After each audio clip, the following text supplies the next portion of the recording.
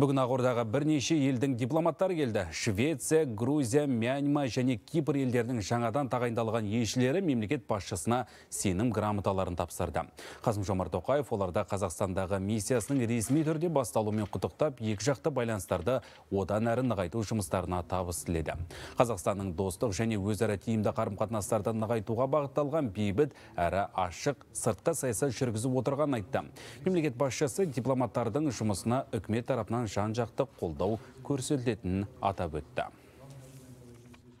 Қазақстан мен Грузияның байланысы бұрыннан бекем. Соңғы жылдары біздің қарым-қатынасымыз жоғары деңгейге жетті. Дегенмен туризм, транспорт, сауда-саттық салаларында әлі де мүмкіндігіміз көп. Әсіресе орта дәліз деп аталатын сауда жолына үлкен үміт артып отырмыз.